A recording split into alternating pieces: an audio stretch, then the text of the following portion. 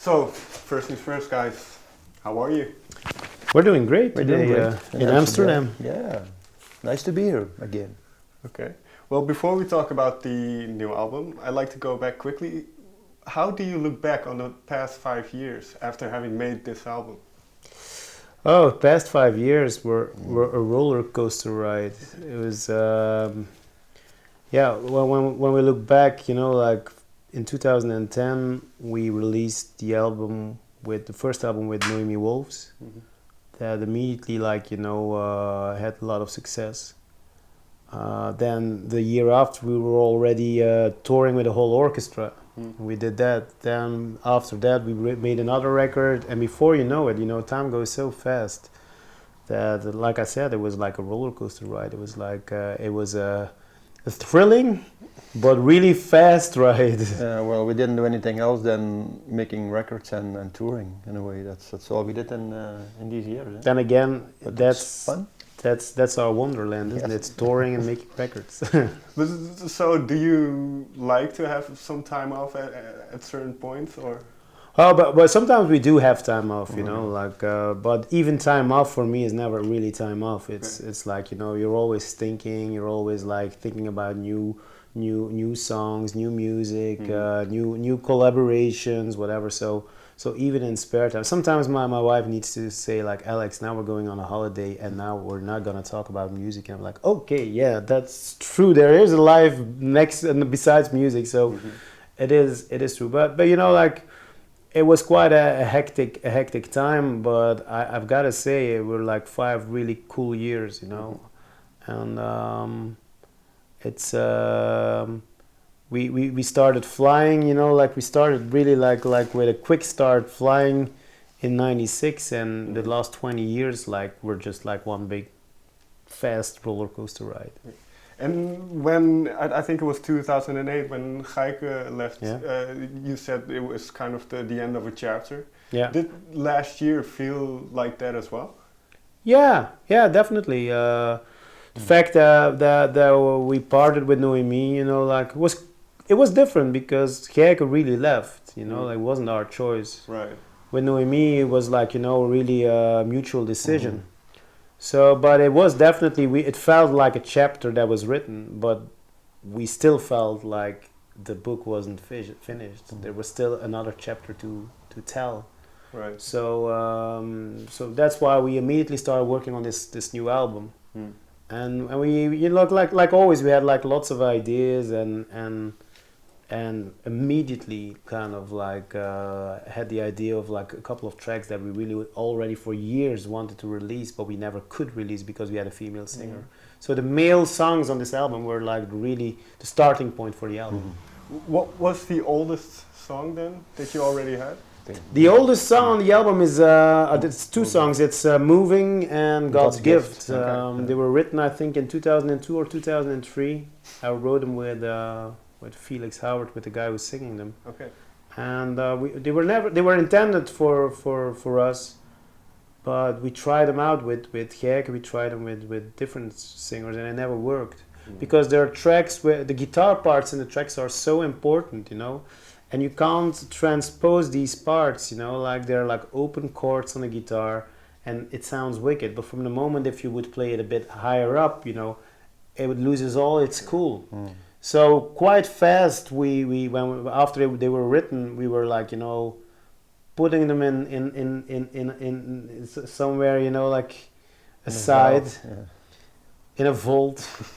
In our song vault, but we always talked about these 2 songs and said like, wow, they're great songs. So the moment that we decided to separate with Noémie, that was like immediately we were saying like those 2 songs, Badaboum, Cocaine Kids, they were the 4 songs that we said like we really want to do something with those 4 songs, and there are 4 songs with a male vocal.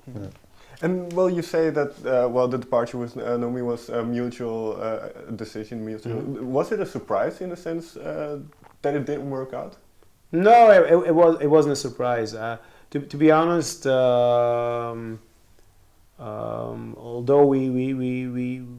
we respected each other always. It wasn't always easy. I've got to say, if we look back, it wasn't always easy.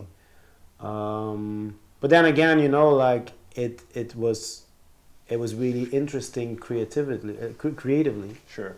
So as long as creatively you're triggered, you know, you don't mind that it's sometimes a bumpy ride, you know.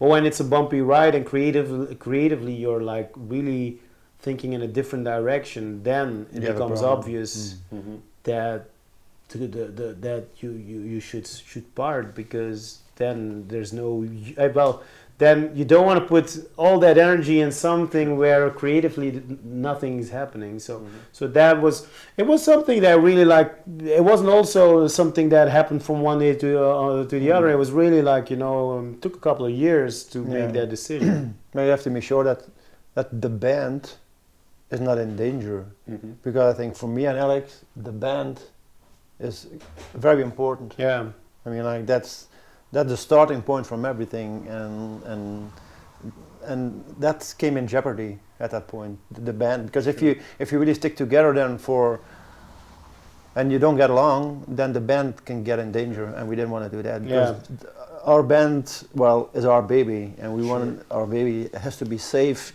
in every way, you know, so that's important. Can I take it then that you have a very clear idea of what you want to do creatively and musically? Yeah, it's sometimes it takes some time, but mostly, you know, to give you a couple of examples, after No More Sweet Music, we really felt like making a more alternative psychedelic record again. It felt like, you know, we had made a lot of pop tunes and very kind of catchy stuff, and it felt at that point we really had the idea like, let's make an album that's a bit more psychedelic. So we made the president of the LSD Golf Club, and then Geerts left. And then after that, when we started writing again for the night before, immediately me and Raymond said like, let's make some pop tunes again, you know, like let's do it, but with a twist, with a retro kind of feel to it. And so it's something that is quite, it's always very spontaneously. It's not that we think too much about it. Right. It's something that pops up, and then, you know, it's like it pops up and you think like, okay, that's the way we should go. And then what takes most energy and what it takes most time is that when you know the direction, is like really like working and like shaping everything to kind of make sure that you go in that direction. And that's sometimes a lot of work, especially the production and mixing. But, you know, the basic lines, you know, it's a very kind of spontaneous kind of path we kind of follow, actually.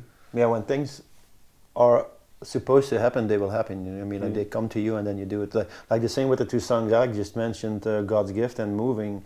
Well, we could have recorded them already in the past and then not be happy with it. But now we kept them, and now we took them out. The same with Badaboum. Now we took it out now, and now it's now it's a hit. You have to wait your moment till you feel something is telling you now is the time to do it, and we did it. So Anger Never Dies, for instance, was already written in 2004, but we only released it in 2010, and then it became a huge hit in Italy. It's like, you know, like it's like sometimes you write a song and sometimes it's too early to release it.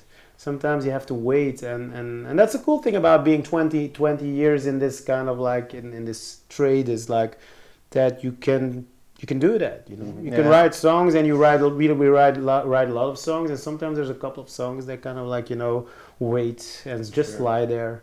Man. And then at some point you just like open the vault again, and you think like, oh man, that's actually a great track, let's do something with it. And with Badaboum, I strongly believe that the performance, the vocal performance, we you know, I recorded it on an island in Norway. I was writing there with the two singers, with Emily and Neil, and you know, we recorded in a bedroom, but we captured that atmosphere, we captured that performance, and you know, I had to convince Emily that to not re-sing it. You know, we want to keep that performance of that afternoon in that bedroom in Norway, because that's the magic. And I'm really happy I could convince her, because I really strongly believe that the reason why it's becoming such a great hit is because of that. People feel that energy, that emotion, that Honesty.